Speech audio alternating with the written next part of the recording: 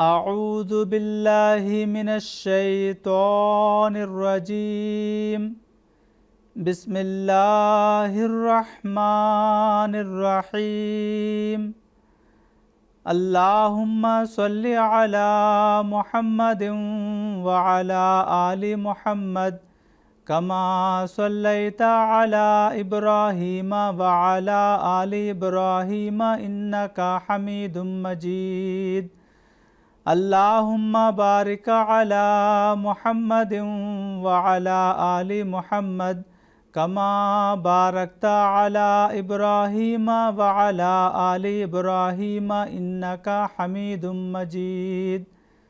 ناظرین کرام، آج کے درس الحدیث کا موضوع ہے خدمت والدین۔ ہمارے نبی صلی اللہ علیہ وسلم نے اس بات پر بہت زور دیا ہے کہ انسان اپنے رشتہ داروں سے نیک سلوک کرے۔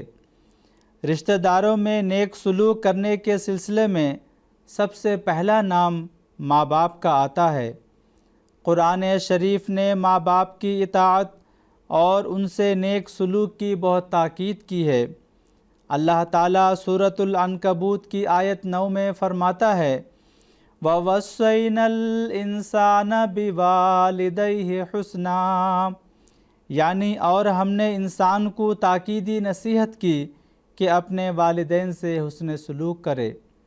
رسول کریم صلی اللہ علیہ وسلم سے حضرت عبداللہ بن مسعود رضی اللہ تعالی عنہ نے پوچھا ای العمل احب الی اللہ، کہ اللہ تعالیٰ کو سب سے پیارا کام کون سا ہے؟ آپ نے فرمایا الصلاۃ علی وقتہا، کہ نماز وقت پر ادا کرنا اللہ کو سب سے زیادہ پیارا عمل ہے۔ حضرت ابن مسعود نے پھر پوچھا اس کے بعد؟ آپ نے فرمایا بر الوالدین، کہ ماں باپ سے نیک سلوک کرنا۔ بخاری کتاب مواقیت الصلاۃ۔ اس حدیث میں 2 حقوق کا ذکر کیا گیا ہے۔ اسلام کی تعلیم ان 2 حقوق کے گرد گھومتی ہے، ایک اللہ کا حق اور دوسرا بندوں کا حق۔ اللہ کا حق ادا کرنے کے بعد سب سے اہم ماں باپ کے حقوق کی ادائیگی ہے، ان کی اطاعت ہے، ان کی خدمت ہے، ان سے حسن سلوک ہے۔ خصوصاً ماں کی خدمت اور اس کی فرما برداری کی ہمارے نبی صلی اللہ علیہ وسلم نے بہت تاکید فرمائی ہے۔ چنانچہ آپ نے فرمایا الجنت تحت اقدام الامہات، کہ جنت ماں کے قدموں کے نیچے ہے۔ کنز الاموال، یعنی اگر کوئی شخص چاہتا ہے کہ جنت میں جائے تو اس کو چاہیے کہ ماں کی خدمت اور اطاعت اور حسن سلوک کے ذریعہ اپنا راستہ جنت میں بنائے۔ حضرت عبداللہ بن عمر رضی اللہ تعالی عنہ روایت کرتے ہیں کہ رسول اللہ صلی اللہ علیہ وسلم کے پاس ایک شخص آ کر کہنے لگا اجاہدوا، قال الک ابوانی، قال نعم، قال ففیہما فجاہد۔ صحیح بخاری کتاب الادب، کہ میں جہاد پر جانا چاہتا ہوں۔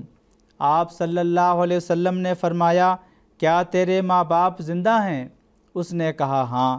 پھر آپ نے فرمایا ان دونوں کی خدمت کر، یہی جہاد ہے۔ حضرت ابو ہریرہ رضی اللہ تعالی عنہ بیان کرتے ہیں کہ ایک شخص حضرت صلی اللہ علیہ وسلم کی خدمت میں حاضر ہوا اور عرض کی کہ لوگوں میں سے میرے حسن سلوک کا کون زیادہ مستحق ہے؟ آپ نے فرمایا تیری ماں۔ پھر اس نے پوچھا پھر کون؟ آپ نے فرمایا تیری ماں۔ اس نے پوچھا پھر کون؟ آپ نے فرمایا تیری ماں۔ اس نے چوتھی بار پوچھا پھر کون؟ آپ نے فرمایا ماں کے بعد تیرا باپ تیرے حسن سلوک کا زیادہ مستحق ہے، پھر درجہ بردرجہ قریبی رشتہ دار۔ بخاری۔ اسی طرح حضرت ابو طفیل رضی اللہ تعالی عنہ بیان کرتے ہیں کہ میں نے حضرت صلی اللہ علیہ وسلم کو مقام جیرانہ میں دیکھا، آپ گوشت تقسیم فرما رہے تھے۔ اس دوران ایک عورت آئی تو حضور نے اس کے لیے اپنی چادر بچھا دی اور وہ عورت اس پر بیٹھ گئی۔ میں نے لوگوں سے پوچھا یہ خاتون کون ہے جس کی حضور اس قدر عزت افزائی فرما رہے ہیں؟ لوگوں نے بتایا کہ یہ حضور کی رضائی والدہ ہیں۔ ابو داود۔ والدین کی خدمت کرنے والوں کو خوشخبری دیتے ہوئے آن حضرت صلی اللہ علیہ وسلم فرماتے ہیں، من سرہ ان یمد لہ فی عمرہ ویزاد لہ فی رزقہ فلیبر والدیہ ولیصل رحمہ۔ مسند احمد۔ کہ جس شخص کی خواہش ہو کہ اس کی عمر لمبی ہو اور اس کا رزق بڑھا دیا جائے تو اس کو چاہیے کہ اپنے والدین سے حسن سلوک کرے اور صلہ رحمی کی عادت ڈالے۔ اس زمانے کے امام سیدنا حضرت اقدس مسیح موعود علیہ الصلاۃ والسلام والدین کی خدمت کی اہمیت بیان کرتے ہوئے فرماتے ہیں، فَلَا تَقُلْ لَهُمَا أُفٍّ وَلَا تَنْهَرْهُمَا وَقُلْ لَهُمَا قَوْلًا كَرِيمًا۔ سورہ بنی اسرائیل آیت نمبر 24۔ یعنی اپنے والدین کو بیزاری کا کلمہ مت کہو اور ایسی باتیں ان سے نہ کرو جن میں ان کی بزرگواری کا لحاظ نہ ہو۔ اس آیت کے مخاطب تو آن حضرت صلی اللہ علیہ وسلم ہیں، لیکن دراصل مرجع کلام امت کی طرف ہے، کیونکہ آن حضرت صلی اللہ علیہ وسلم کے والد اور والدہ آپ کی خرد سالی میں ہی فوت ہو چکے تھے۔ اور اس حکم میں ایک راز بھی ہے، اور وہ یہ ہے کہ اس آیت سے ایک عقل مند سمجھ سکتا ہے کہ جبکہ آن حضرت صلی اللہ علیہ وسلم کو مخاطب کر کے فرمایا گیا ہے کہ تو اپنے والدین کی عزت کر اور ہر ایک بول چال میں ان کے بزرگانہ مرتبہ کا لحاظ رکھ، تو پھر دوسروں کو اپنے والدین کی کس قدر تعظیم کرنی چاہیے۔ اور اسی کی طرف یہ دوسری آیت اشارہ کرتی ہے، وَقَضَىٰ رَبُّكَ أَلَّا تَعْبُدُوا إِلَّا إِيَّاهُ وَبِالْوَالِدَيْنِ إِحْسَانًا۔ یعنی تیرے رب نے چاہا ہے کہ تو فقط اسی کی بندگی کر اور والدین سے احسان کر۔ اس آیت میں بت پرستوں کو جو بت کی پوجا کرتے ہیں سمجھایا گیا ہے کہ بت کچھ چیز نہیں ہے اور بتوں کا تم پر کچھ احسان نہیں ہے۔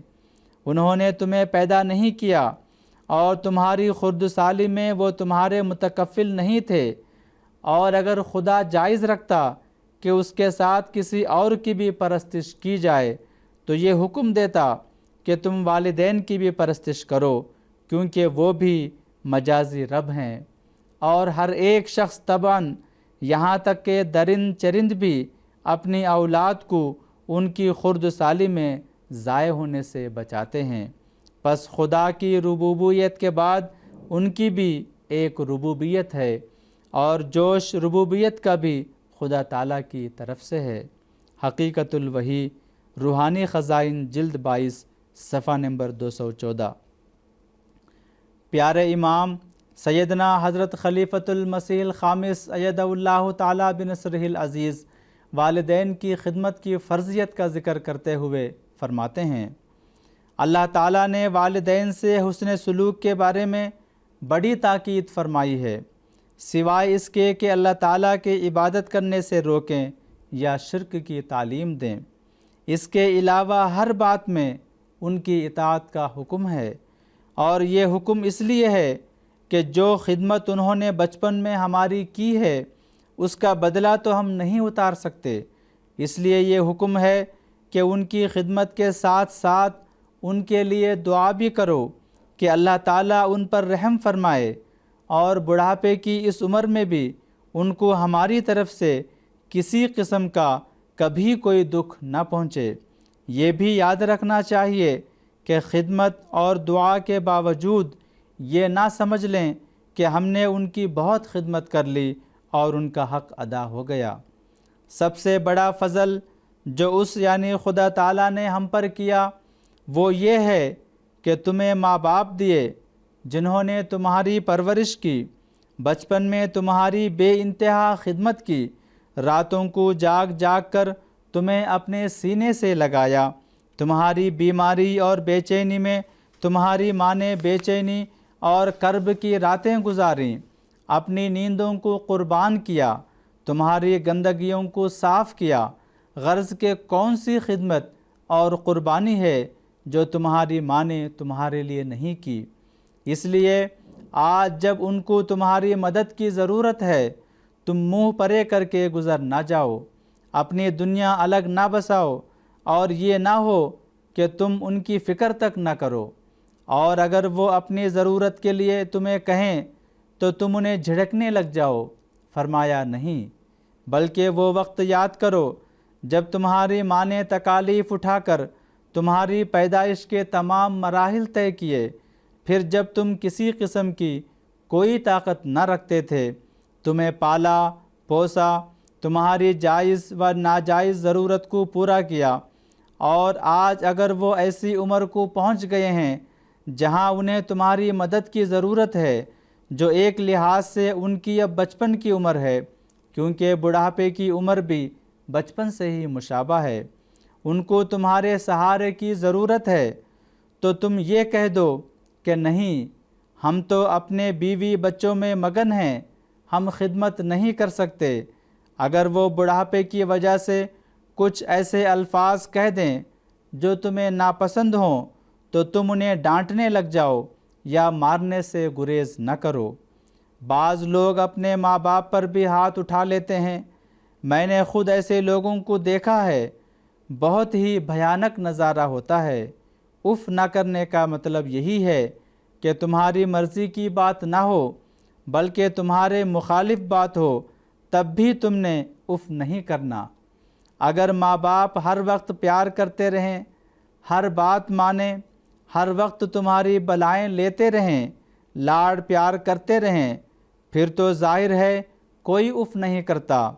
فرمایا کہ تمہاری مرضی کے خلاف باتیں ہوں تب بھی نرمی سے، عزت سے، احترام سے پیش آنا ہے، اور نہ صرف نرمی اور عزت و احترام سے پیش آنا ہے بلکہ ان کی خدمت بھی کرنی ہے، اور اتنی پیار، محبت اور عاجزی سے ان کی خدمت کرنی ہے جیسی کوئی خدمت کرنے والا کر سکتا ہے۔